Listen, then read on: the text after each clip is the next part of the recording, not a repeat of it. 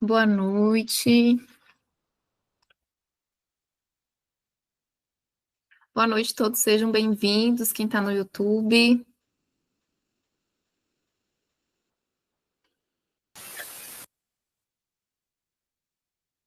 Boa noite para todos.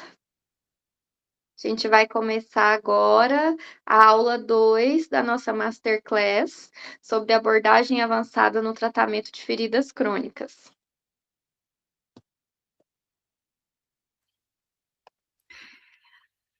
Na aula anterior, a gente conversou sobre sobre a missão, visão e valores da nossa empresa, sobre a importância do tratamento de feridas crônicas e sobre anatomia e processo de cicatrização, bem como os principais tipos de feridas crônicas que a gente vivencia no dia a dia do trabalho. No dia de hoje, a gente vai dar continuidade à masterclass de ontem e a gente vai discutir a respeito sobre os tipos de curativos em feridas mais complexas, sobre as tecnologias empregadas no tratamento de feridas, sobre a abordagem multidisciplinar e prevenção e cuidados domiciliares e as orientações finais e gerais sobre o que a gente discutiu.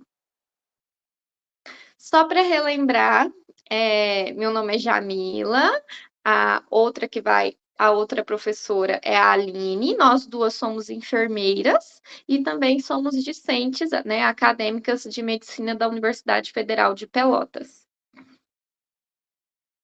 Para os participantes que estão assistindo a Masterclass, a gente vai dar um bônus de brinde, um e-book sobre um guia prático de como empreender no tratamento de feridas crônicas. E é importante que quem ainda não esteja no grupo VIP da Masterclass, que clique, aliás, aponte o celular para esse QR Code que está aparecendo na tela e entre, porque a gente vai disponibilizar o brinde no grupo VIP.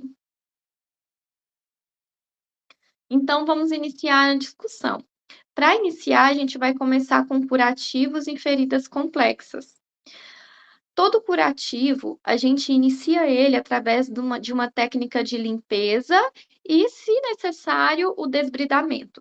O método de limpeza, ele vai se dar com soro fisiológico 0,9% morno ou também utilizado sabão neutro e não se seca o leito da ferida. O que a gente se vê muito é que os profissionais secam o leito da ferida e isso não é correto, porque é interessante que esse leito fique umidificado, né? Que isso vai colaborar com o processo de cicatrização da ferida. E os métodos de desbridamento que a gente conhece é o desbridamento mecânico, geralmente com um jato de soro fisiológico, né? 0,9%. É bem comum que se utilize a agulha 40/12, também através de fricção com gases, o desbridamento conservador, que é feito com bisturi, tesoura, o autolítico, que a gente utiliza pomadas e coberturas específicas para o desbridamento autolítico, o enzimático e o cirúrgico. Em relação ao desbridamento autolítico, o autolítico ele é realizado com as enzimas e fluidos do próprio organismo da pessoa, sendo que o desbridamento enzimático são enzimas exógenas que a gente vai colocar no leito da ferida do paciente. Exemplos de coberturas de desbridamento autolítico é o hidrogel, o alginato e o hidrocoloide, e de desbridamento enzimático, a colagenase e a papaina. É muito importante. Se o tecido desvitalizado não permite visualização de leito da ferida, é importante que se faça pequenos cortes para que o produto penetre. Sempre lembrar disso. Geralmente se utiliza lâmina de bisturi e a gente faz esses pequenos cortes para que consiga ter efeito da cobertura. Vamos falar um pouco agora sobre o debridamento autolítico. Os fatores terapêuticos do debridamento autolítico. Ele promove hidratação do leito da ferida e ele promove também uma fibrinólise, ou seja, ele estimula a ação de enzimas endógenas do próprio organismo do paciente sobre a região de esfacelo ou tecido desvitalizado. Só relembrando, que muita gente confunde esse esfacelo com fibrina. É muito comum se utilizar o termo técnico de forma errada. O correto é esfacelo. A fibrina, como a gente viu na aula anterior de ontem, faz parte do processo inicial da cicatrização a nível micromolecular. A gente não enxerga a fibrina. A fibrina ela é estimulada através da conversão de fibrinogênio em fibrina, depois da ativação da cascata de coagulação da formação de coágulo. Então, lembrando que quando a gente vê aquele tecido amarelado, é chamado de esfacelo, não é fibrina. E as coberturas utilizadas nesse caso, a gente se utiliza hidrogel, alginato de cálcio, hidrocoloide. O hidrogel, ele é o mais utilizado e ele tem ótimos resultados, e o alginato em fita ou placa tem um melhor controle de feridas exudativas. Então, a gente sempre observa bem a ferida, olha as características que essa ferida demanda, para a gente poder utilizar a cobertura correta. Então, o alginato para feridas mais exudativas, ele é melhor do que o hidrogel no caso de debridamento autolítico. Aqui nas imagens laterais, a gente tem fotos do hidrogel e do alginato, tá vendo? O hidrogel, ele é uma placa transparente, e o alginato, ele é uma placa mais branquinha, eles são diferentes. O debridamento enzimático é quando a gente utiliza de coberturas de base de enzimas exógenas, que não estão no corpo do paciente. Ela quebra fibras de colágeno que unem o tecido necrosado ou esfacelo ao leito da ferida. É importante que a gente remova esse tecido necrosado ou esfacelo eh, para que o tecido íntegro ele cresça, né, e cicatrize da forma correta aquela ferida, porque enquanto tiver tecido necrosado e esfacelo, impede esse crescimento saudável da pele, né. As coberturas que se utiliza geralmente é a colagenase, que é bem empregada, principalmente nos hospitais e nos ambulatórios também, e a papaina também se utiliza bastante. Principalmente em tecido necrosado, geralmente mais em tecido necrosado. A colagenase se utiliza em tecido desvitalizado e necrosado e a papaina em tecido necrosado. Os cuidados necessários com o debridamento enzimático, que é necessário tecido úmido ou exsudação leve ou moderada para poder ativar essa enzima. Então, não se utiliza esse tipo de cobertura se tiver, por exemplo, um tecido de granulação. Como eu falei na aula anterior, a gente pode ter vários estágios de cicatrização na mesma ferida. Então, é importante que se tenha um cuidado na hora de se utilizar esse tipo de cobertura e colocar somente nos locais onde tenha tecido necrosado e esfacelo, e não cobrir os locais que já estão com tecido de granulação, porque pode atrapalhar a cicatrização desses locais. E gera irritação. Então, o desbridamento enzimático em tecido de granulação irrita esse tecido, então atrapalha. Como que eu vou decidir que método que eu vou escolher para desbridamento da minha ferida? Eu tenho que prezar pelo conforto do paciente, pela facilidade de aplicação, a efetividade desse tratamento, o custo e, de preferência, que não exija trocas frequentes. Tanto que é bem comum esse tipo de cobertura que se fique dias, às vezes até uma semana, com o mesmo adesivo, né, com a mesma placa colada, no caso das placas, não todos os tipos de cobertura. Cada cobertura ela tem um prazo, ideal para que seja feita. Isso tem que estar bem definido, tem que ter bastante atenção, porque tem curativos que realmente têm necessidade de troca diária, tem curativos que a troca diária pode piorar ou atrapalhar o tratamento da ferida.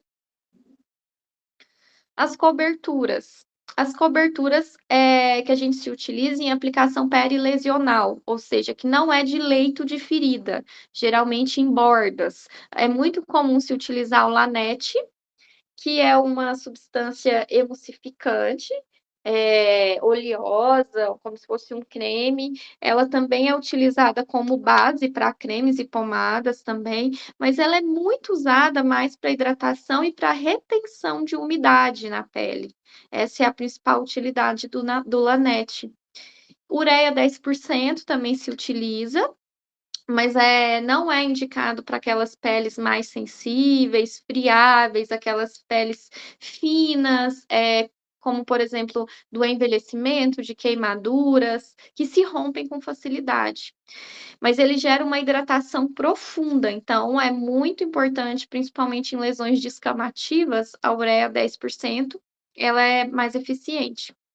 Óleo mineral também é utilizado, ele tem com fins de hidratação, né? E também utilizado em lesões superficiais. Lembrando que essas são substâncias, soluções, pomadas, cremes para aplicação perilesional, porque existem, às vezes, profissionais que não entendem, às vezes utilizam essas substâncias indicadas para aplicação perilesional para leito de ferida, e aquela ferida nunca vai cicatrizar, porque não é indicado para cicatrização de leito de ferida, é indicado para a pele que esteja íntegra, pelo menos parcialmente íntegra. Então, o óleo mineral, ela é utilizado em lesões íntegras superficiais e um que é bastante utilizado é o AGE, os ácidos graxos essenciais, que a gente conhece a marca mais famosa, que é o Dersane. Todo mundo conhece como Dersane, mas o princípio ativo são os ácidos graxos essenciais e tem diversas marcas ou essa mesma substância. Os ácidos graxos essenciais, dentre as soluções de aplicação perilesional, dentre as coberturas, ele tem multibenefícios. Ele protege a ferida, ele mantém a hidratação, ele retém a umidade no meio da ferida e ele também, o diferencial dele em relação às outras coberturas de lesão aliás, de região perilesional, é a estimulação de tecido de granulação, o que é muito bom. Então, feridas que já estão em fase de granulação, essa cobertura ajuda bastante e ela pode ser associada com outras também, que não vai interferir. E protege a borda da lesão em feridas exudativas. Então, a gente pode associar, por exemplo, numa ferida exudativa, que tenha tecido necrótico e tenha esfacela, a gente pode utilizar o Dersane na ferida inteira, nas bordas, e no meio da ferida, a gente coloca a cobertura que vai gerar ali um desbridamento para remoção daquele tecido desvitalizado, para que o tecido que está crescendo de baixo para cima, ele possa seguir se desenvolvendo. E ele é contraindicado em feridas oncológicas hipergranuladas, né, porque aí já pode complicar, e infectadas e tecido desvitalizado. Não é que é contraindicado, é que ele não vai remover esse tecido desvitalizado, porque não é a função dele, na verdade, ele não tem função de desbridamento. E em relação às feridas oncológicas, não há um consenso geral, porque depende do tipo de ácido graxo essencial. Tem ácidos graxos essenciais, ômega 3, ômega 6, enfim. Alguns, eles têm característica pró-inflamatória, outros não. Ácidos graxos essenciais com característica pró-inflamatória, eles podem estimular crescimento tumoral. Então, esses ácidos graxos, eles estão contraindicados em pacientes oncológicos, mas outros que não contêm essa característica pró-inflamatória pode ser utilizada normalmente. As coberturas, elas podem ser primárias ou secundárias. As coberturas primárias que a gente conhece, as placas, né, de hidrocoloide, alginato de cálcio, carvão ativado, hidrogel, a papaina 10%, babosa 25%, melolim, bota de una, cola de una, todos esses são coberturas primárias, ou seja, que vão estar em contato direto com a ferida. E a cobertura secundária é aquilo que vai estar por cima da cobertura primária. Um exemplo é o filme adesivo transparente, que tem utilidade de proteção contra bactérias e agressões externas, e também para fixação de drenos, tubos, curativo secundário, A outro também que é uma cobertura secundária é a gase estéril com fita hipoalérgica, que é o que a gente vê mais comumente dentro do SUS, né, que é a cobertura secundária com gase e fita hipoalérgica.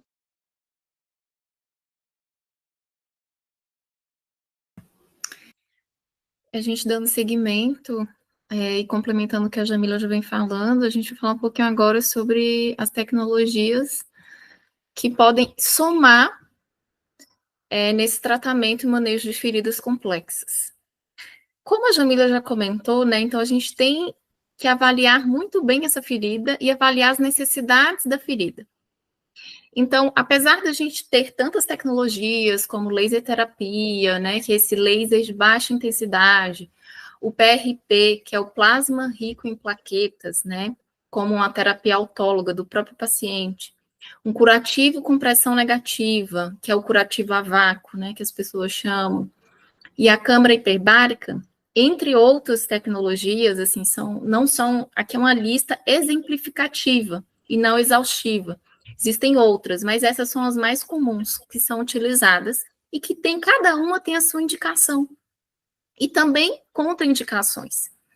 Mas elas vêm para agregar além daquelas que a gente utiliza já no leito da ferida, daquelas que a gente primeiro avalia a ferida e trata, porque se eu não oferecer um ambiente adequado para a ferida, eu posso oferecer a tecnologia melhor que existe no mundo. Essa ferida não vai cicatrizar. Então, antes de eu chegar nessas tecnologias, eu preciso primeiro preparar essa ferida. E a gente prepara essa ferida, primeiro fazendo uma boa avaliação, indicando a cobertura correta, tanto dentro da lesão como peri-lesão. A laser terapia, eu trouxe aqui alguns exemplos, porque existem vários outros. Se vocês forem pesquisar na literatura, ou se alguém já estudou um pouco sobre isso também, já deve perceber que aqui também só é uma lista de algumas aplicações, né? E é bem interessante para feridas crônicas, né? Desde que ela esteja num estágio que possa receber essa laser terapia, para úlceras venosas, a gente pode aplicar o laser vermelho, o infravermelho, e é uma laser terapia de baixa densidade, né? Então, a gente aplica tanto em úlceras venosas, úlceras arteriais, úlceras no paciente com pé diabético, úlceras de diferentes etiologias, dermatite de contato, queimaduras, a lesão por pressão, que a gente comentou ontem também. E a gente pode utilizar também, inclusive, para regeneração de cartilagem, da cicatrização também pós-cirurgia ortopédica, cirurgia dentária também, que às vezes vai fazer um implante, teve alguma complicação. E aí, o que vai acontecer, né? Esse laser, ele vai estimular, né? Tanto a vascularização como a regeneração, aumentando glóbulos brancos, leucócitos e outras células de ativação da cascata que a gente viu ontem de cicatrização, né? Que a gente começa, então, na fase inflamatória, então ele acelera essas fases, que a gente viu ontem que elas coexistem, podem durar 7 dias, 14 dias, né? De 3 até 14 dias, todo o processo, desde inflamação, proliferação e até a maturação e cicatrização. Além disso, a gente pode associar o laser para algumas condições autoimunes, como artrite reumatoide, né, dor cervical, dores e inflamação nas mãos. E aqui eu trouxe uns exemplos, né? Algumas prefeituras, eu trouxe aqui a prefeitura de Ivoti, aqui no Rio Grande do Sul, aqui próximo a nós, a Pelotas, mas existem várias outras, assim, pesquisando, né? Eu vi que em Santa Catarina, em várias prefeituras, em Teresina, no Piauí, enfim, espalhados pelo Brasil, na Secretaria de Saúde também do Distrito Federal, lá em Brasília. Então, assim, agregando já na atenção básica, né, nas UBSs, nos postinhos de saúde, essa nova tecnologia. Mas lembrando, para a gente aplicar, a gente precisa estar na fase, no momento correto, que essa ferida possa receber, né? E é bem curioso esse depoimento dessa paciente que com 70 anos, né, a dona Jussara, ela convivia com a ferida, né, na perna esquerda por 23 anos. Aquilo que eu havia comentado com vocês na aula passada, né, na aula de ontem. Eu já atendi pacientes, já cuidei de pacientes que tinham feridas por 10 anos. E feridas que não fechavam, né? Por 10 anos, por 5 anos, 3 anos, né? Por longo tempo. E o curioso foi que essa paciente, né? Ela comenta que depois de tanto anos de sofrimento, né? Agora ela voltou à vida. Depois de 23 anos, ela voltou à vida. Que então ela começou a agregar, né? Agregar a terapia laser e também a ozonoterapia. A ozonoterapia também é uma coisa a ser discutida, né? Eu trouxe aqui esse depoimento dela, porque algumas literaturas ainda não são tão uniformes quanto a aplicação dos efeitos da ozonoterapia, né? Existem muitos profissionais que têm receio, mas a gente já está vendo isso avançar e também a gente conseguir ter isso, os pacientes, né, do SUS também ter esse acesso. E um dos objetivos principais que a gente trouxe, essa masterclass, a de ontem, a de hoje, é poder trazer para vocês essas informações. Porque às vezes vai ser uma pessoa próxima a você. Às vezes não vai ser seu paciente diretamente, mas vai ser alguém da família. Ou às vezes vai você, diante de uma equipe também, estar participando de alguma discussão e saber que existem esses recursos. E que muitas vezes essas tecnologias e até as coberturas primárias que a Jamila falou, o alginato, o hidrogel, a papaina, a colagenase, muitas vezes elas não estão disponíveis para os pacientes por falta de conhecimento. Por falta de conhecimento, por a gente não aprender isso na nossa graduação, e então é de extrema importância a gente poder aprender um pouquinho mais. Aqui é só um exemplo, tá? Que então, um dos aparelhos, esse aparelho de laser chamado MMO, que a gente pode fazer essa irradiação intravascular, né? Do laser no sangue. E aí auxilia em dores, como eu tinha comentado, né? Em situações também de doenças autoimunes, artrite reumatoide, dor cervical. Então, também tem essa aplicação que não só na própria lesão, diretamente.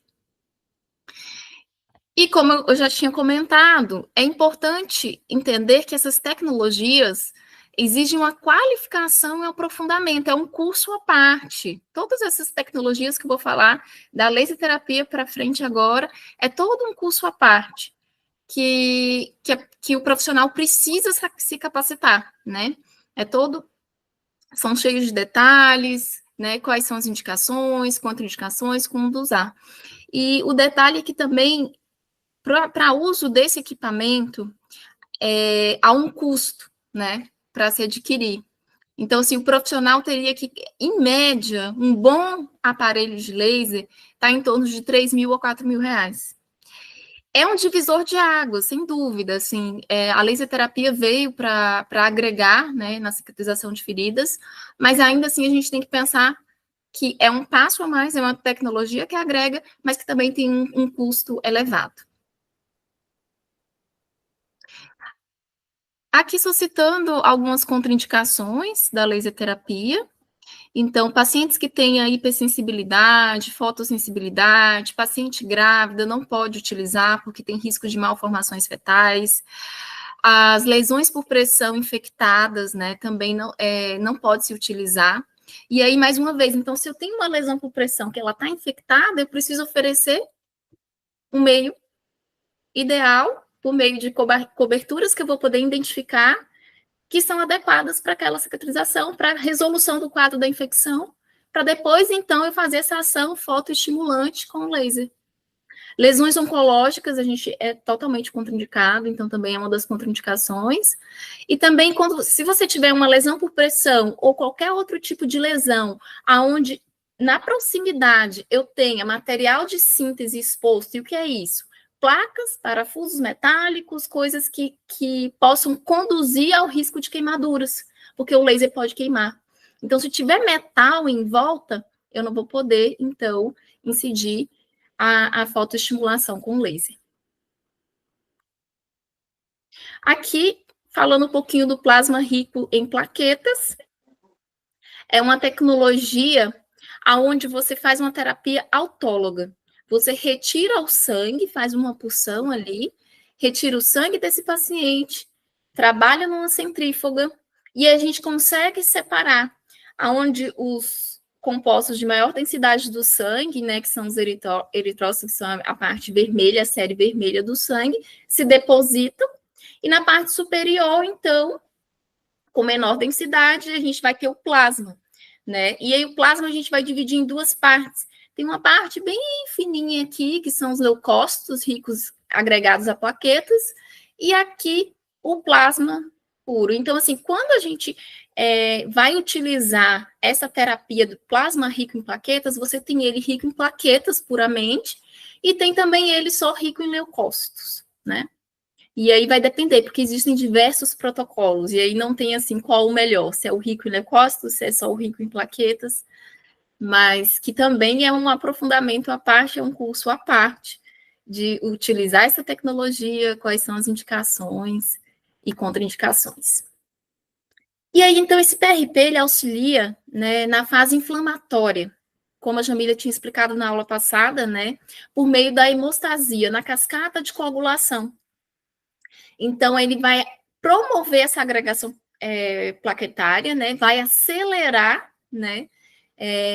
Esse processo, então, vai possibilitar que esse tecido se forme mais rápido, o tecido de granulação, que é o tecido viável, porque então ele vai acelerar a fase inflamatória, o paciente vai ficar menos tempo nessa fase inflamatória, ele vai passar para a fase proliferativa, onde você vai ter o tecido de granulação, que é aquele tecido vermelhinho, que a Jamila explicou também muito bem na aula passada, que é o tecido viável, e com isso vai promover também, porque o plasma rico em plaquetas, ele tem fatores de crescimento de novos tecidos e de novos vasos.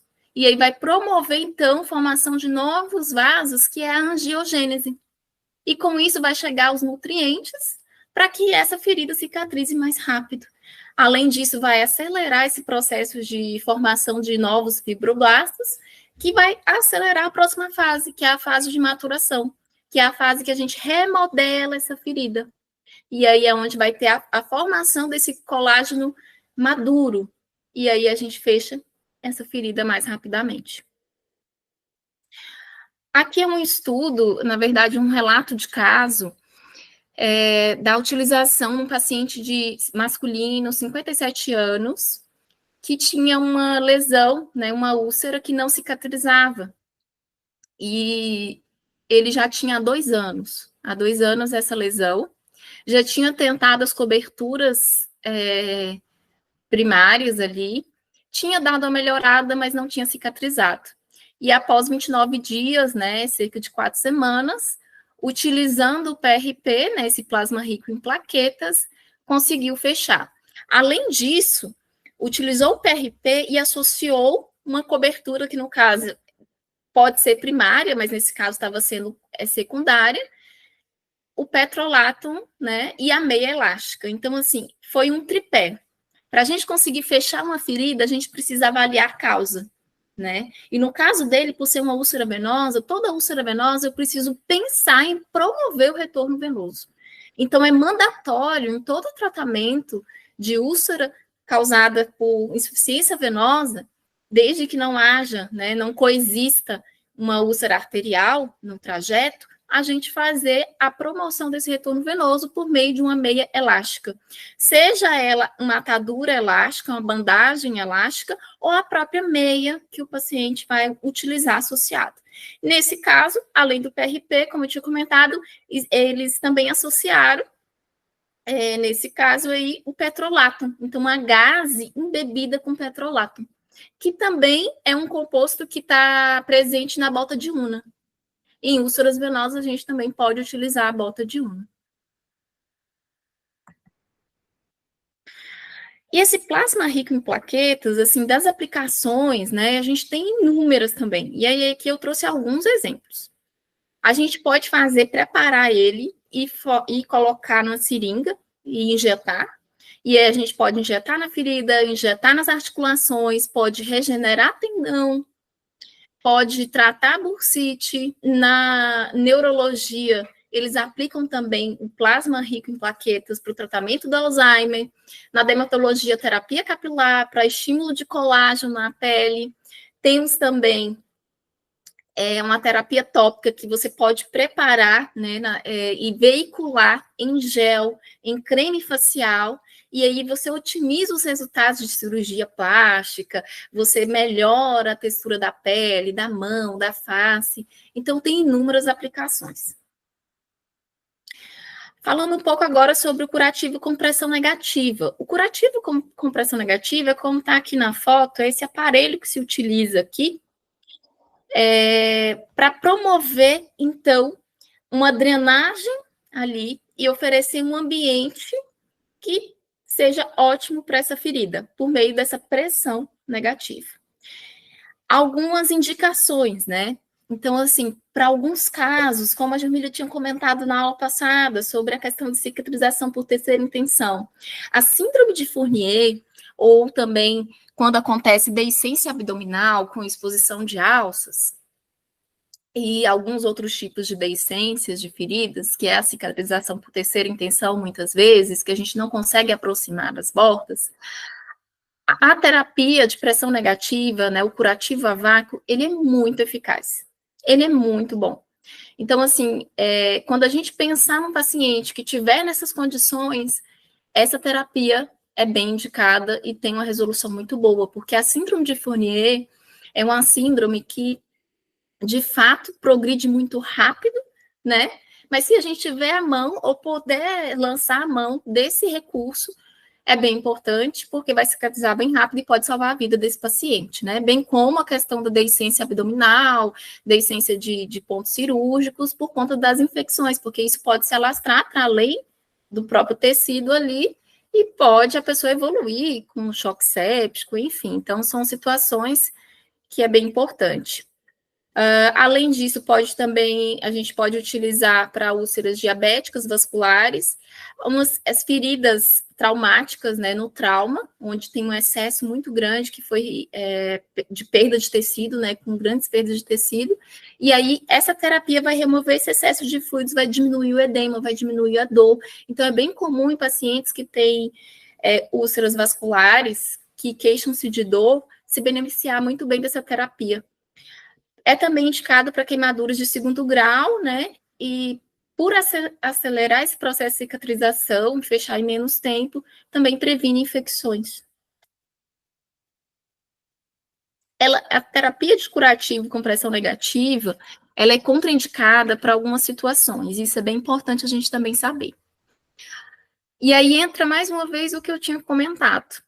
Não adianta, às vezes, eu ter no meu serviço ou saber que existe essa tecnologia de curativo, né, que é compressão negativa, se eu não tiver uma ferida que seja adequada para isso. Então, muitas vezes eu tenho ali uma ferida com osteomielite não tratada, eu tenho uma ferida infectada, eu tenho grande presença de tecido necrosado, desvitalizado, com extensa área de esfacelo. Essa terapia não vai funcionar.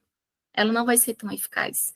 Então, às vezes, você vai gastar recurso, né, financeiro, às vezes tempo também, e com isso não vai conseguir melhorar, né? E muitas vezes, quando você submete a terapia de pressão negativa nessas feridas infectadas ou feridas com osteomielite, o que é isso? É feridas com infecção dentro do osso. A ferida progrediu tanto que foi até dentro do osso. E aí você vai ter uma piora do quadro. Então, é bem importante a gente parar para analisar as contraindicações.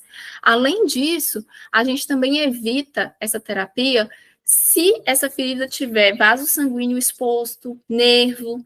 Então, como eu tinha comentado na aula passada, existem as úlceras arteriais, que geralmente elas são mais profundas, e eu já cuidei de paciente onde eu via os vasos expostos. Eu via a artéria exposta, eu via nervo exposto, eu via a parte do osso exposto. Então, se tem isso, eu não posso aplicar essa terapia de curativo a vácuo. Além disso, a gente tem que se atentar se por algum acaso esse paciente já foi submetido antes e teve alguma alergia, também eu não posso prescrever.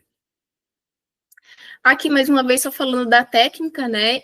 Aqui onde a gente está vendo preto, né, é uma esponja, é um material esponjoso que faz parte do kit para você fazer essa terapia a vácuo, você recorta mais ou menos um pouco além ali da lesão, né, da região toda onde você quer fazer essa sucção, essa drenagem, para melhorar a circulação, diminuir dor, diminuir edema, e vai conectando. Você, então, recobre, né, com um plástico transparente, você recorta a espuma, recobre ele com um plástico transparente, depois você associa os drenos e liga essa maquininha aqui que vai fazer o vácuo, né?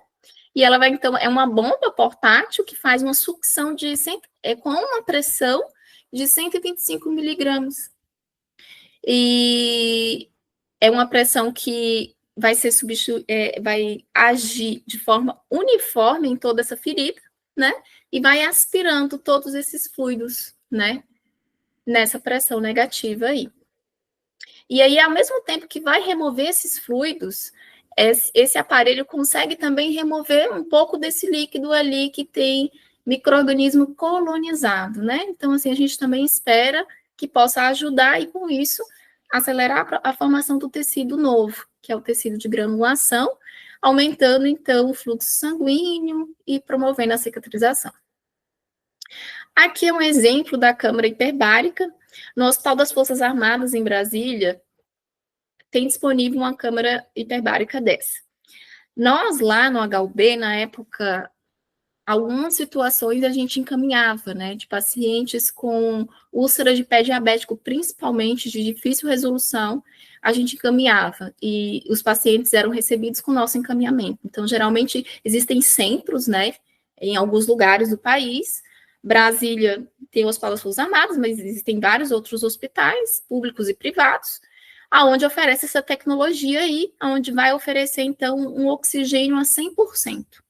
E aí, realmente, de fato, acelera esse tratamento. Pode ser também, não só em questão só de úlceras vasculares, úlceras de pé diabético, mas também no pós-cirúrgico, e tem N aplicações também.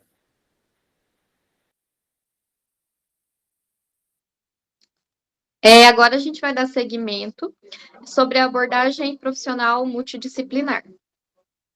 A importância de uma abordagem multidisciplinar no tratamento de feridas. Isso gera uma visão holística do paciente, como eu citei na aula passada, gera um melhor planejamento de tratamentos personalizados, o que a gente também discutiu em aula passada, que é importante para o sucesso do tratamento, que esse planejamento seja personalizado, porque depende do tipo de pele do paciente, depende do tipo do estado do organismo, do estado de saúde do paciente.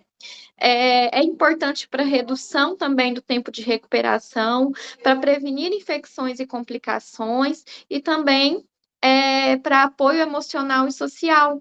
Por quê? Porque a gente sabe que, a depender do tipo de ferida, isso gera um impacto psicológico no paciente, gera um impacto social. Esse paciente, ele pode ter desenvolvido uma morbidade em relação àquela ferida, que pode impedir que ele trabalhe, impedir que ele tenha uma vida dentro do seu meio social, como que eu posso dizer, normal, que ele trabalhe, que ele estude, que ele faça as suas atividades diárias habituais.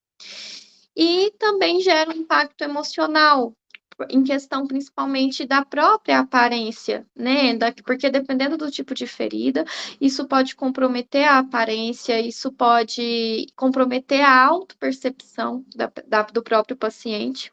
E também a importância de uma educação contínua para a prevenção de recidivas dessas feridas. A equipe multiprofissional é formada por profissionais de enfermagem, médicos, nutricionistas, fisioterapeuta, psicólogo e assistente social. A equipe de enfermagem geralmente está mais à frente e mais contínua, mais constante ali todos os dias, mais presente durante a progressão dessa cicatrização.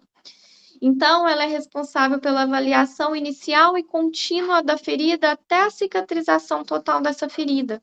Também pelo desenvolvimento do plano de cuidados, pela troca e aplicação de curativos, pelo controle de dor do paciente, educação do paciente e da família, monitoramento de sinais de infecção e de complicação. e registro e comunicação com a equipe multiprofissional também. A equipe médica, ela vai participar da avaliação clínica e do diagnóstico daquela ferida, a causa etiológica daquela ferida, vai prescrever tratamentos e intervenções, vai realizar procedimentos cirúrgicos se caso for necessário, como o desbridamento cirúrgico, monitorar as complicações e a resposta ao tratamento que foi prescrito, vai coordenação junto com a equipe multiprofissional, educação e orientação para pacientes e familiares e a indicação de cuidados complementares naquela ferida, para aquela ferida.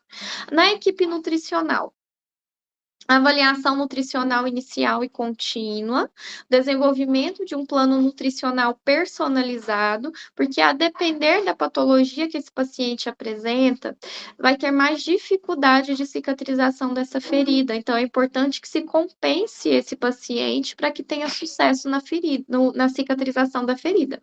Suporte nutricional para prevenção de complicações, monitoramento do progresso e ajustes da dieta conforme o progresso, educação e orientação também para paciente e para os familiares, indicação de suplementação, se necessário. A equipe de fisioterapia, ela vai realizar uma avaliação funcional do paciente, né, de mobilidade, força, para ver a que grau de comprometimento que essa ferida apresenta, porque muitas feridas, elas podem apresentar comprometimento de nervos, de vasos, e isso pode gerar uma dificuldade de mobilidade e de força no paciente. Promoção da circulação e oxigenação dos tecidos, prevenção de úlceras de pressão, aplicação de terapias físicas, educação do paciente e dos familiares, colabora para a redução de edema e melhora de função muscular e reabilita esse paciente após a cicatrização para que ele consiga retomar suas atividades. A equipe de psicologia. A equipe de psicologia vai ser responsável por avaliar o impacto emocional que essa ferida causou no paciente. Também vai colaborar para a promoção de adesão ao tratamento, para a gestão de dor e do estresse que esse paciente vai sofrer durante o tratamento, para o fortalecimento da motivação e do autocuidado, do apoio aos familiares e aos cuidadores, reabilitação psicossocial, e intervenções para melhorar a qualidade de vida do paciente.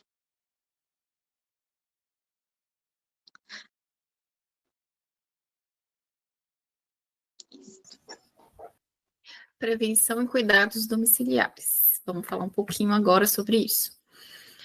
A gente vai retomar um pouquinho do que falamos na aula passada, né, que foi ontem, de algumas lesões, como que a gente poderia, já em casa, conseguir orientar as pessoas para, tanto os profissionais, né, nossos colegas, como também a nossa família, enfim, quem precisar. Ações de prevenção de lesão por pressão. A gente pode, o primeiro ponto, eu preciso cuidar dessa pele. Eu preciso avaliar a pele.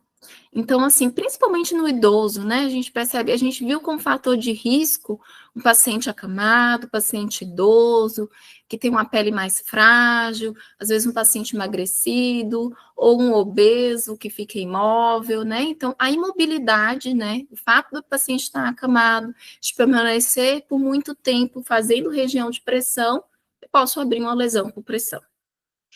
E aí, o primeiro ponto seria, então, essa inspeção diária dessa pele. Por quê? Muitas vezes o paciente acamado, ele pode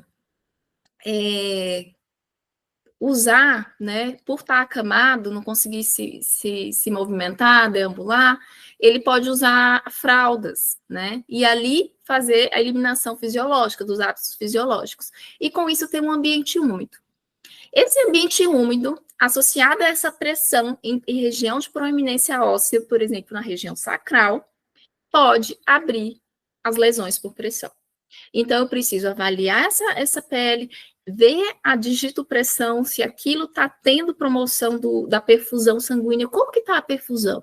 Então, eu vou ter que fazer, então, essa digitopressão, eu tenho que trocar periodicamente, se o paciente fizer uso, né, de fraldas, e controlar essa umidade. Porque se eu deixo por muito tempo o paciente numa mesma posição, associada à questão da umidade, vai abrir ferida. Então, o outro ponto, que é o terceiro ponto, é a mudança do posicionamento no leito. Então, eu tenho que avaliar a pele, eu preciso ver a questão da umidade, eu preciso também mudar ele a cada 2 horas. Além disso, eu posso proteger também as regiões de proeminência óssea, porque a gente viu na aula passada que pressão é força sobre área. Área e pressão são grandezas inversamente proporcionais. Então, se eu tenho uma área pequena, que é aquela área de proeminência óssea ali, fazendo uma pressão naquele lugar, eu tenho uma pressão maior. Então, você aumenta uma pressão que diminui a pressão do capilar, que dificulta a circulação. E com isso eu começo a ter isquemia. Com isso eu diminuo a perfusão e começo, então, a ter as lesões, que aí começa do estágio 1, vai até o 4 e pode ir progredindo.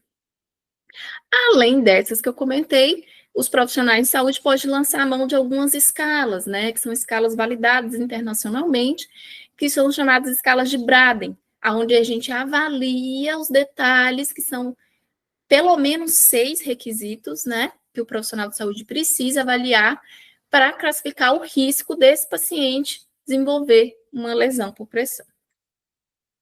Aqui é bem importante, muita gente deve ter ouvido falar, e eu faço questão de difundir, que é a questão do relógio, né?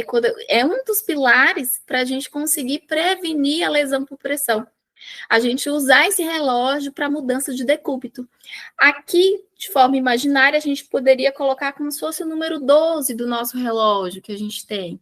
Então, 12, então aí depois de 2 horas, às 14 horas, eu tenho que mudar. Então, se o paciente está aqui em decúbito lateral esquerdo, eu tenho que mudar ele para o decúbito dorsal, e eu vou mudando.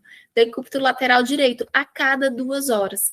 Eu vou trocando de posição, e com isso eu vou prevenindo, associado aos outros pilares que eu já comentei, o surgimento de lesão por pressão. Além disso, eu posso também, né, se o paciente puder, ou se no serviço aonde eu estiver inserido, né, lançar de colchões e também dessas almofadas que fazem esse alívio de pressão. A gente tem aqui esse colchão pneumático, é em torno de 100 e poucos reais. Esse colchão caixa de ovo. Esse colchão caixa de ovo, em alguns hospitais, eles têm disponível. É só entrar em contato com a equipe de pele, de estomoterapia, às vezes eles têm para poder ajudar nesses pacientes, principalmente são mais fragilizados, né, ou que estão muito tempo já internados, e que tem esse risco. E por isso é tão importante a gente utilizar a escala de Braden, o profissional de saúde utilizar essa escala de Braden, mas mesmo uma pessoa que não seja profissional de saúde, é importante entender, ter esse conhecimento, porque às vezes tem um paciente, tem um parente, né, um familiar que interna e vai ficar muito tempo, às vezes está na UTI, está acamado, ou às vezes até em casa, está em internação domiciliar e fica muito tempo acamado, a gente pode utilizar desses recursos. Aqui alguns cuidados gerais, por exemplo, para a gente prevenir o surgimento da úlcera no pé diabético, né? O paciente que tem diabetes desenvolver úlceras. E então é bem importante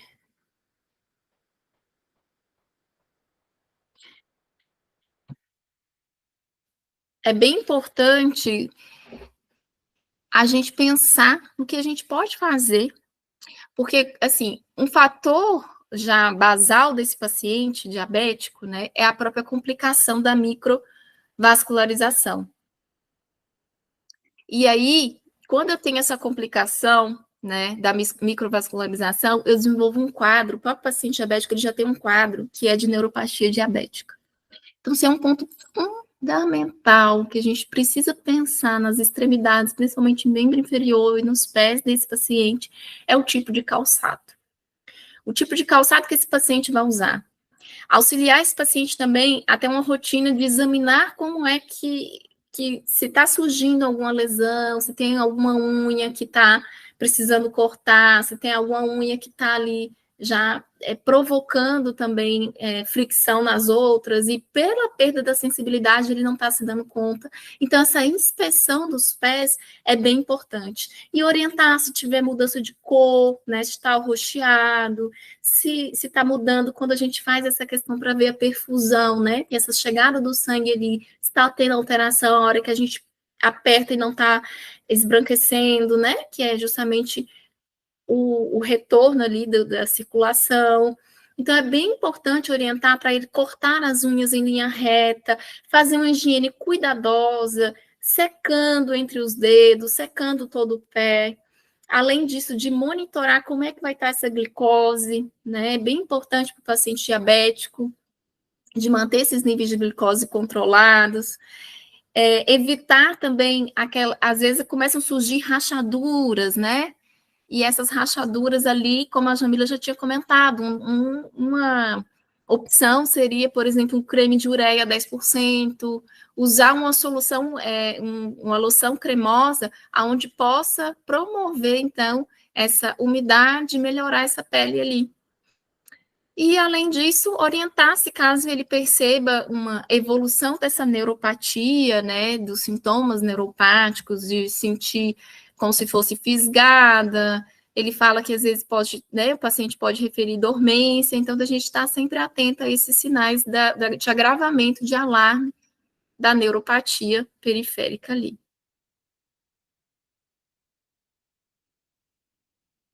Quando eu penso em úlcera de membro inferior e úlceras venosas, né, por insuficiência venosa, a terapia compressiva vai ser o nosso padrão ouro, antes do surgimento. Então, assim, às vezes eu vou fazer o atendimento do paciente, o paciente reclama que sente dores nas pernas, que ele tem varizes. Antes de surgir essa ferida, eu preciso estar atento a esses sinais. E como que eu posso orientar o paciente a prevenir? Ele pode usar tanto uma bandagem elástica, onde ele vai fazer uma compressão, uma média compressão, começando após o hálux e vai subindo, né, até a região aqui, 2, 3 dedos abaixo do joelho, é bem importante toda essa região, tá? Bilateralmente, porque é muito difícil o paciente ele ter problema só em um dos membros, então a gente tem que orientar isso, e pode também lançar a mão da meia, né, da meia elástica de média compressão, e aí como profissional de saúde eu preciso também saber indicar essa meia. Eu preciso também saber indicar quais são as medidas que ele precisa levar para poder comprar, eu preciso saber prescrever. Além disso, a gente recomenda que esse paciente faça uma caminhada de pelo menos 30 minutos, 5 vezes por semana, eleve os membros inferiores acima do nível do coração, de preferência, a gente orienta que esse paciente consiga fazer isso sempre quando for dormir, ao final do dia.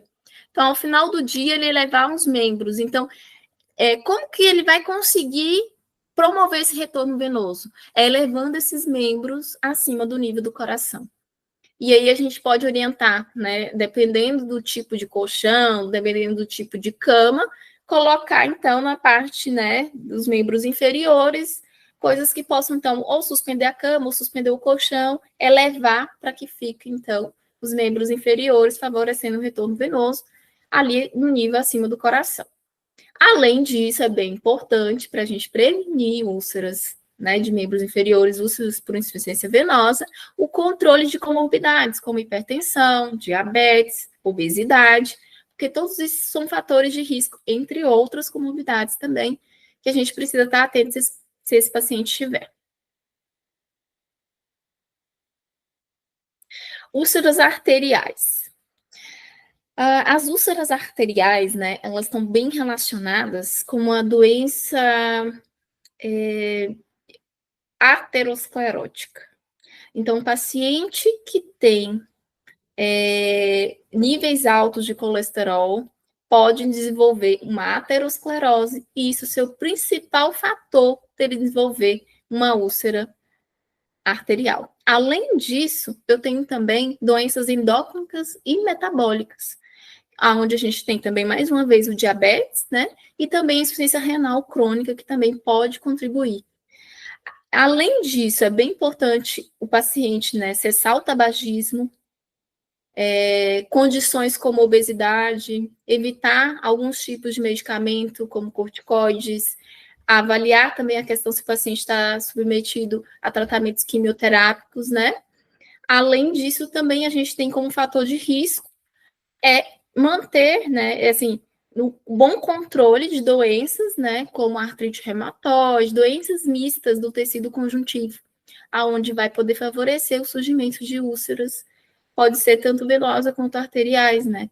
Então, a gente tem as vasculites, então, artrite reumatoide, o lúpus, esclerodermia, dermatomiosite, polimiosite, tudo pode gerar essas vasculites, que vai favorecer, por exemplo, o surgimento de úlceras arteriais. Então, um bom controle, um bom acompanhamento, a gente precisa reforçar que o paciente precisa fazer, precisa acompanhar, precisa controlar. Além disso, né, dessas outras condições, também para as úlceras arteriais, é o que eu já tinha comentado, tem também a questão das doenças cardiopulmonares e também a obesidade.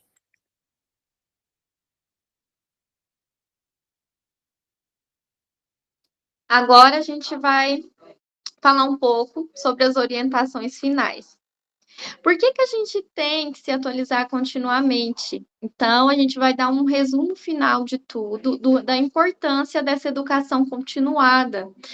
Evolução das técnicas e terapias constantemente, aumento da eficácia dos tratamentos, adaptação às novas diretrizes e regulamentações, a melhoria na segurança do trabalho, uso de tecnologias inovadoras, prevenção de resistência bacteriana, redução de custos no tratamento, aumento da satisfação do paciente, desenvolvimento profissional e carreira. A gente vai chegar nesse final, nesse tópico final, todos os outros eu já tinha discutido na aula anterior, e o desenvolvimento profissional e de carreira. Por quê? Há uma grande necessidade, uma demanda também, de uma ampliação de estabelecimentos especializados em tratamento de feridas.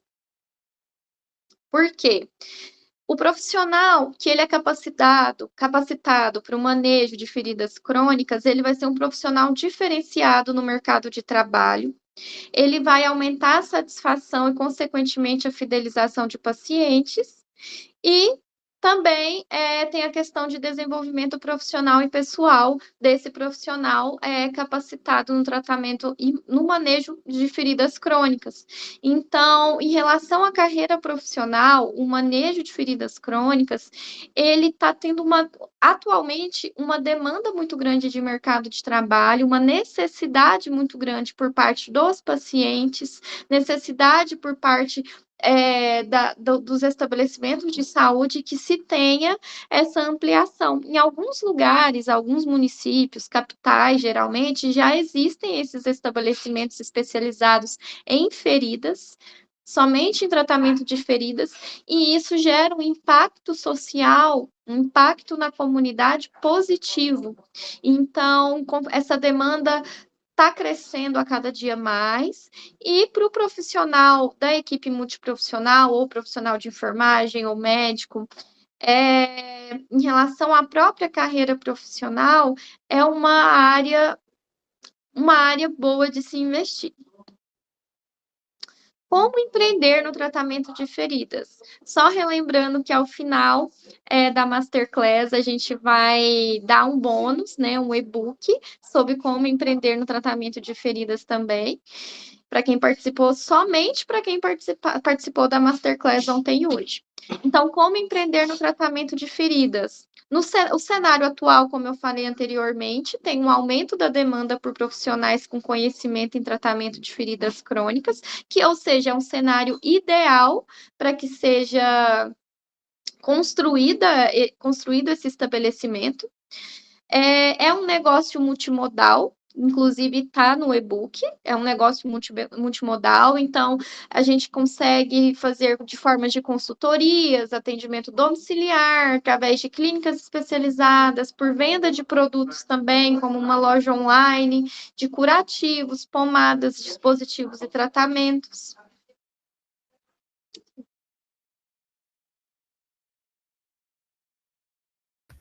Tá.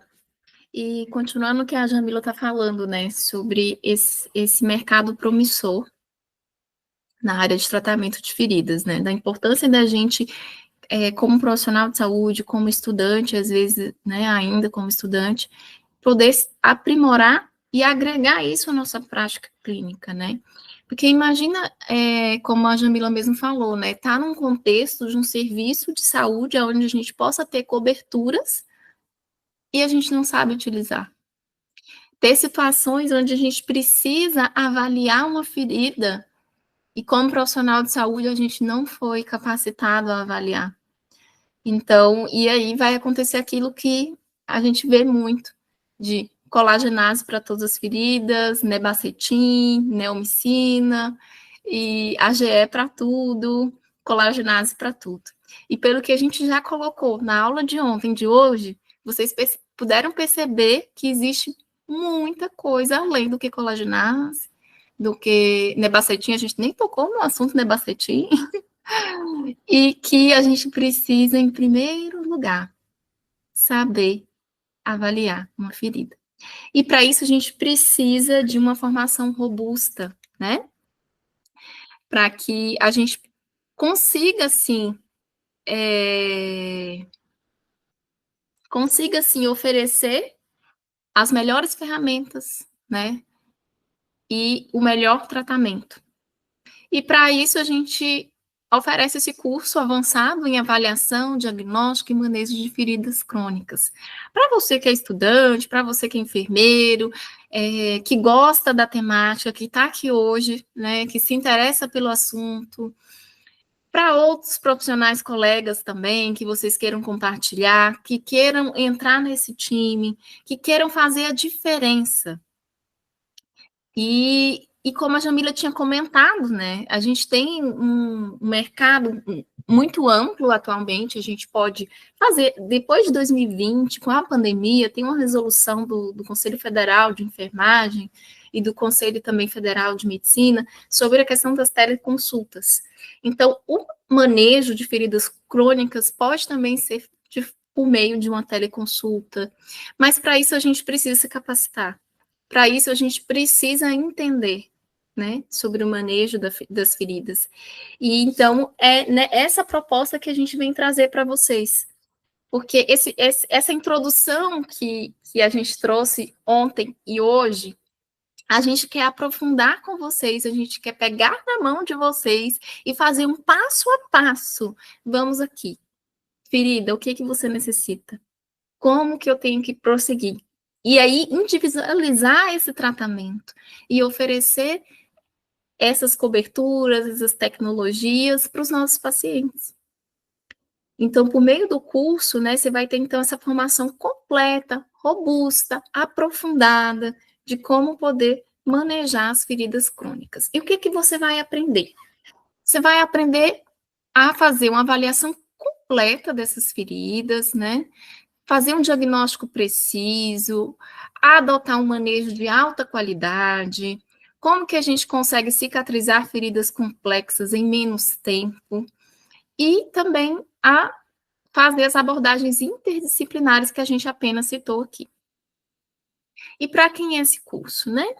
Como eu já havia comentado, para enfermeiros, técnicos de enfermagem, fisioterapeutas, médicos, estudantes de enfermagem, de medicina, estudantes da área da saúde, aqui se interessar, aprofundar nessa temática, né? Lembrando que o curso é voltado para profissional de saúde. Eu sei que tem leigos que às vezes se interessam pela temática, mas a gente já vai partir dos termos técnicos, então por isso a gente oferece para os profissionais de saúde. As aulas serão online, né, gravadas, e o início do curso vai ser, então, a partir do dia 16 de novembro agora, né, 16/11, vai ter uma duração de 40 horas. Nesse formato online, você vai ter acesso na plataforma por 6 meses, você vai poder reassistir quantas vezes você quiser, poder voltar, e lembrando que vai ser realmente um passo a passo, onde você vai entender desde a avaliação inicial, a como adotar, né, avaliar, implementar, prescrever, reavaliar e acompanhar e fazer o segmento do paciente. E também como empreender nessa área. Então, a gente vai... Aquilo que a gente teve que trilhar um caminho e descobrir, a gente vai trazer isso para vocês, né? De forma descomplicada e de fácil acesso para vocês entenderem e também conseguirem seguir nessa jornada conosco. Então, esse é o nosso convite para vocês trilharem esse caminho com a Med4U.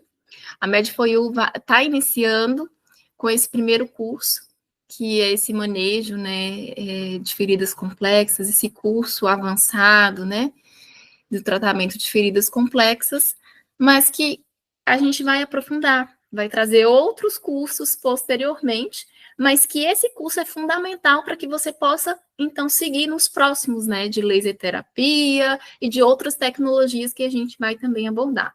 Além desses cursos, a gente tem outros previstos também, de hemogramas, de gasometria, e que a gente vai junto nas nossas redes sociais, publicando o calendário dos próximos cursos.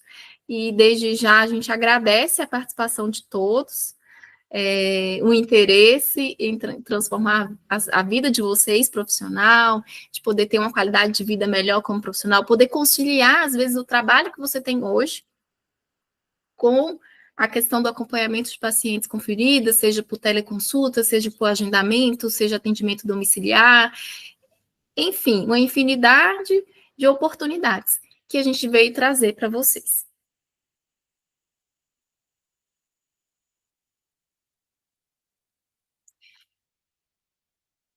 Além disso, quais seriam essas vantagens de tudo isso que eu já comentei, né?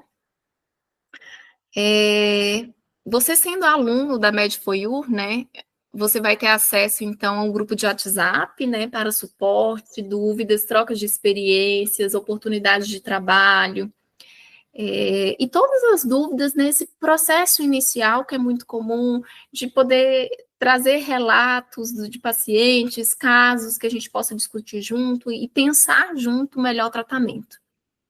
E com isso, né, a gente pode proporcionar um impacto positivo, tanto físico quanto emocional na vida dos pacientes. Você vai conseguir dominar essas técnicas avançadas no tratamento de feridas que a gente não aprende na faculdade, nem na faculdade de enfermagem, nem na faculdade de medicina.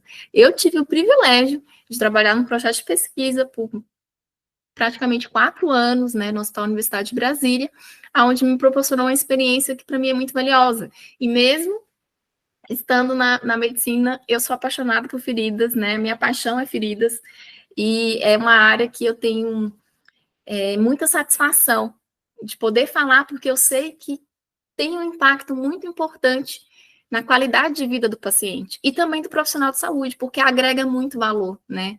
Quando a gente vai para essa área de feridas, a gente cobra pela consulta, enfim, tem várias coisas que só quem está inserido no meio é que sabe que é uma grande oportunidade. Então, o retorno financeiro, né, como eu já tinha comentado, e além disso, você vai ter esse suporte, né, tanto pelo WhatsApp, quanto também por e-mail, vai ter acesso aos nossos telefones, e a gente vai estar caminhando junto nessa jornada. Aí, então, qual é o investimento para o seu sucesso, para você alavancar a sua carreira? Somente para os participantes da Masterclass, né, vão ganhar esse e-book, né, que depois a gente vai disponibilizar, mas a gente vai disponibilizar para venda, mas vocês que estão na Masterclass vão ganhar, né, esse e-book que vai ser o passo a passo como empreender com o curso, né, do tratamento de feridas, né, da Med4U. Então, você vai aprender como empreender nessa área, e vai ter tudo detalhado. Além disso, vocês vão ter acesso a um preço dessa Black que a gente está fazendo, por ser essa turma de lançamento da Black November, pelo valor que normalmente a gente cobra de R$ 697,99, né? Cobraria esse valor, porque fora da Black a gente vai cobrar esse valor, que é o valor normal. Vai ter um desconto onde você vai pagar, poder adquirir o curso completo, como eu falei, todo o suporte, acesso aos nossos contatos, suporte também por e-mail, discussão de caso clínico, indicação por onde começar, né, contatos de outras pessoas, de outros profissionais, por apenas R$ 397,99, que você pode dividir em 12 vezes de R$ 34,72 no cartão de crédito. Pode dividir no cartão de crédito, você vai poder comprar por meio de boleto, vai poder comprar por meio de 2 cartões de crédito. Então, assim, as formas de pagamento, né, são facilitadas. E para quem adquiriu o curso, a gente também vai disponibilizar alguns e-books, né? Por exemplo, e-book de fluxogramas de conduta em feridas crônicas, né? Que você vai ter um fluxograma de rápido acesso ali para você entender como conduzir. O passo a passo também, né, do empreendedorismo no tratamento de feridas, e um manual básico. Cada um seria de R$ 37,90. Você poderá adquirir, quem adquirir o curso poderá, então, agregar ainda esses e-books por um valor de R$ 19,90 cada e-book. E como adquirir, né? Então, a gente vai disponibilizar para vocês em primeira mão, né?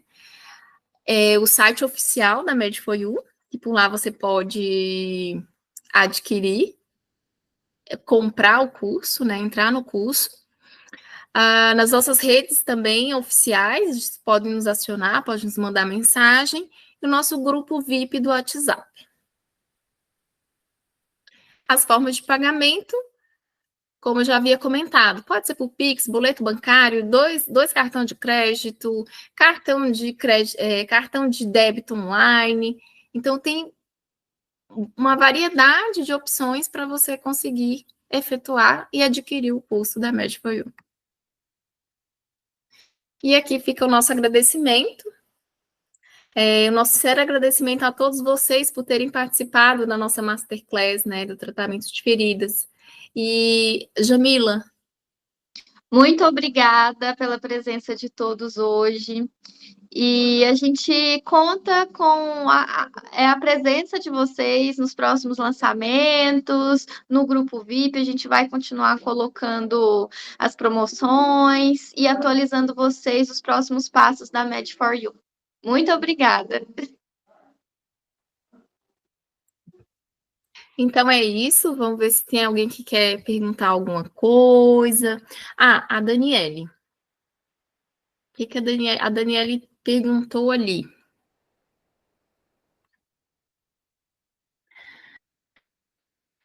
Daniele, você perguntou sobre o metronidazol tópico. Ele pode sim ser utilizado em feridas de segunda intenção, principalmente para o controle bacteriano, tá? Inclusive é utilizado com essa finalidade. Colabora para a cicatrização, mas não é o padrão ouro para cicatrização. O metronidazol tópico é para controlar uma infecção bacteriana, mas em relação às outras coberturas, são mais superiores para o processo de cicatrização. Dá sim para se utilizar de forma temporária e associada a outras coberturas. Tem mais alguma coisa? Daniele tinha comentado. Daniele, eu acho que foi você que comentou na aula de ontem, perguntou sobre a questão da umidade, né? Mas eu acho que a gente já comentou hoje sobre a importância da umidade para a cicatrização da ferida.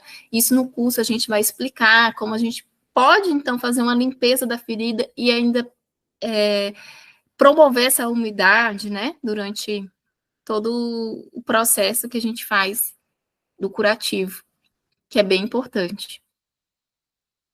E como a Jamila já explicou, então, o metronidazol. Às vezes eu já vi também, não sei se é o caso, sabe, Daniele, às vezes tentar, tanto para feridas infectadas, usar o metronidazol, ou feridas que tem aspecto de fungo, né, coisas assim, usarem o metronidazol, né, sei lá, lesões em unha, né, unha do pé, da mão, usar o metronidazol para controle. e ele não é tão eficaz. Então, a gente tem algumas coberturas, que é a cereja do bolo, que é padrão ouro, e que você vai encontrar no curso, explicando como tratar feridas fúngicas, né? Inclusive, a minha mãe, no caso de preparando a ferida para outras coberturas, então, muitas vezes vai usar metronidazol se não tiver outra coisa. Eu, pelo menos, assim, na minha experiência, né, no serviço do Hospital Universitário de Brasília, a gente nunca usou o metronidazol, sabe? Não é que não possa ser usado, como a Jamila já havia comentado. Porque no curso você vai aprender o que essas feridas, o que essas coberturas primárias que a Jamila citou, porque a gente não aprofundou, porque é só no curso para a gente conseguir explicar cada detalhe. E dentro do curso, você vai poder, então, entender o que a gente está querendo dizer. Então, assim, o metronidazol, ele pode ser, assim, um adjuvante em algumas situações, mas ele não é o padrão ouro. Mas e por que, então, que as pessoas utilizam tanto? Porque não conhecem, não sabem indicar outra coisa, não sabem construir um protocolo para que, então, o serviço consiga ter um mínimo ali de coberturas, né? Se a gente está vendo algumas prefeituras conseguindo avançar com tecnologias de coberturas, é porque existe um profissional capacitado que elaborou um protocolo que justificou na Secretaria de Saúde a importância de ter essas tecnologias. E eu estava pesquisando, por exemplo, na prefeitura de Ivoti, são mais de 8 UBSs, acho que 8 é 9, uma coisa assim, que já tem tecnologias avançadas no tratamento de feridas. Então, porque tem profissionais capacitados que se interessam por fazer a diferença. Então, por isso a importância de se capacitar, para a gente conseguir entender quando eu posso usar o que eu já tenho ali e quando não, eu tenho que usar, lançar mão de realmente das coberturas especiais. E que muitas vezes o fato de ser especial não quer dizer que seja mais caro, às vezes vai ser o mesmo valor de um metronidazol. Certo, Há, gente? há também a questão do que é disponibilizado na rede SUS, né? Porque a maior parte dessas coberturas que a gente considera como padrão ouro para cicatrização de feridas, elas não estão disponíveis na rede SUS. Por isso nós, na verdade, nós prezamos pela questão do brinde ser um e-book sobre a ampliação, né, sobre como empreender em estabelecimentos ou empreender no negócio de tratamento de feridas, para que seja possível esses tratamentos alcançarem o maior número possível de pessoas, porque ainda é restrito o manejo de feridas crônicas, o manejo correto ainda está restrito a um público seleto de profissionais. Seleto. E dentro da rede SUS, são poucos profissionais que sabem dominar essas técnicas para fazer de forma correta esse tratamento dessa ferida. Então, geralmente no SUS se preza muito por custo, e não se preza muito por conhecimento científico. Então, às vezes, quem está ali na frente, que solicita as coberturas, as pomadas, os medicamentos que vão ser utilizados nas feridas, geralmente ele não tem conhecimento técnico suficiente e nem conhecimento científico para poder fazer, para poder adquirir para aquele município as coberturas essenciais para o tratamento de feridas, principalmente feridas mais complexas, né? Que a gente sabe que gera mais morbimortalidade para os pacientes. Então, tem toda essa questão também, uma questão um pouco relacionada à gestão, um pouco relacionada a essa parte mais técnica de adquirir o produto correto. Às vezes, o metronidazol, ele é muito utilizado mais como um quebra-galho, por ser um produto mais fácil de ser adquirido. E pode falar. E é igual um contexto, assim, que a gente traz também, a gente está falando isso da enfermagem, mas a gente traz também para a medicina, né? A gente tem esses dois lados, né, Jamila? Tanto o lado de atuar como enfermeira e atualmente como acadêmica de medicina, já em processo já de finalização do curso. A gente vê que os médicos não, assim, a gente está fazendo o curso e a gente não teve essa formação, essa orientação. E aí a gente acaba terminando a graduação sem esse conhecimento do que indicar. E aí a gente vê médicos prescrevendo, e aí acaba sendo a questão mesmo de é o que tem, é o que sempre fez, é o que eu aprendi, é de passar um colagenase, é de passar um nebacetim, é de passar, né? E aí um metronidazol, uma ferida cirúrgica, uma deiscência, e na verdade não está oferecendo o melhor tratamento, né? Sim, e aí então os impactos, né? Eu achei bem interessante assim, a gente tem um compromisso, né? O fato da gente ter vivido também o outro lado, o enfermeiro ele tem esse contato. Nós como enfermeiras, então a gente tem esse compromisso, né? Eu e a Jamila, a gente se uniu nesse propósito de poder fazer a diferença na vida dos pacientes, na vida dos profissionais, porque vão aprender, vão se capacitar, ter um conhecimento. E uma das coisas que eu venho fazendo já há alguns anos, né? O ano passado eu já dei curso para alguns médicos, para alguns enfermeiros, para alguns colegas também da minha sala.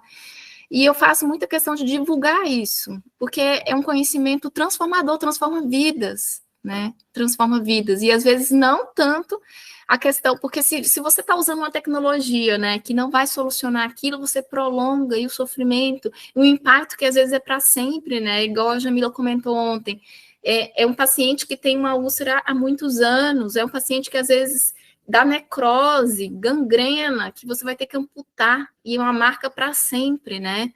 E uma amputação do pé que eu, como profissional de saúde, seja médico, enfermeiro, técnico de enfermagem, eu tendo conhecimento, eu posso evitar que o paciente ampute um dedo, um pé, né? Às vezes até a perna. E às vezes, por não ter o conhecimento, aquilo vai, né, sendo negligenciado. Sendo negligenciado. Então, esse é o nosso compromisso de entregar o melhor conhecimento para que a gente possa difundir isso e que mais pessoas possam se capacitar e todos nós vamos ganhar, né? Nós, como profissionais, como essa realização e esse compromisso dessa educação continuada, de uma educação de qualidade, e também os pacientes. Esse é o nosso maior propósito. Tá bem, então? Então é isso, Luiz Augusto disse que eu quero, muito bem. João Paulo também participou aqui, isso não é aula, é um simpósio. A gente fica muito feliz com a participação de vocês. O Antônio, quem mais? Terezinha, Valéria, Vanessa. E então a gente gostaria que vocês deixassem, quem está aqui, colocasse o e-mail para que a gente possa encaminhar o e-book.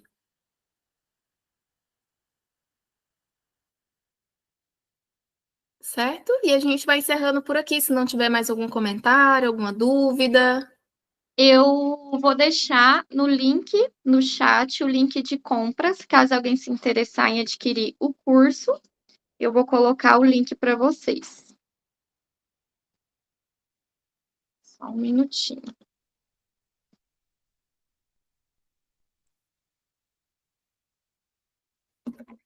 Foi. Coloquei o link no chat e tá aí para vocês. Tem boleto, cartão de crédito, enfim, diversas formas de pagamento. Só em relação ao que a Daniele estava comentando, realmente acaba que prolonga o custo usando técnicas mais baratas. Eu trabalhei um tempo na área de gestão do serviço de saúde, na área de gestão de atenção básica, né, e de gestão de vigilância à saúde. E eu acabei que percebi que tem alguns trâmites, alguma burocracia. Cada município ele tem a própria relação, a própria lista de medicamentos do município, né, que a gente chama de REMUME, né? Relação Municipal de Medicamentos, e também temos a RENAME, que é a nacional, mas tem a REMUME, que geralmente os municípios adquirem os medicamentos da REMUME. E nessa lista de medicações, essa lista precisa ser votada por um conselho de saúde, ela precisa ser votada na Câmara de Vereadores, ela precisa ser publicada em diário oficial, existe todo um trâmite e acaba que essa lista ela fica desatualizada. E comprar, adquirir produtos, medicamentos fora dessa lista é muito mais burocrático. Então, o correto seria que a REMUME ela fique constantemente sendo atualizada por uma junta, por uma equipe de saúde, uma equipe multiprofissional, para que facilite a aquisição dessas coberturas mais eficientes para os pacientes. E então existe todo um trabalho, tem que ter um comprometimento com o trabalho e ir atrás para poder mudar essa questão da gente trabalhar, às vezes, não da forma como se deveria, né? Porque eu acho que todo mundo deveria dar o seu melhor. E às vezes só você ser um profissional que quer dar o seu melhor, e se você trabalha no serviço público, às vezes falta um pouco também da contrapartida, né? Dos gestores. E aí, mas olha, tem muitas oportunidades de trabalho na área de feridas. Hoje em dia, com essa ampliação dos estabelecimentos de tratamento de feridas, que é uma ampliação muito importante, né, para ajudar a melhorar a qualidade de vida da população. E, e é isso. A gente conta com você, a gente está à disposição de vocês, tem o chat, tem no WhatsApp e e-mail, e a gente está aqui para o que precisar. É isso, então eu renovo mais uma vez meu agradecimento e faço as palavras da Jamila a minha, e o nosso compromisso é esse, da gente poder fazer a diferença. Estamos à disposição, seja para ajudar a montar algum protocolo no serviço de saúde onde vocês estejam inseridos, a tentar conseguir a trilhar esse caminho, abrir esse caminho, né? Muitas vezes é possível. Às vezes essa capacitação que você vai estar fazendo hoje aqui conosco, né? Vai seguir essa jornada conosco, vai te possibilitar a ajudar vários profissionais e também o contexto, melhorar o contexto da assistência onde você está. Então é isso. Muito obrigada, boa noite a todos, e a gente vai encerrar essa transmissão. Qualquer coisa, a gente está disponível no grupo e nas nossas redes sociais. Um abraço a todos e boa noite.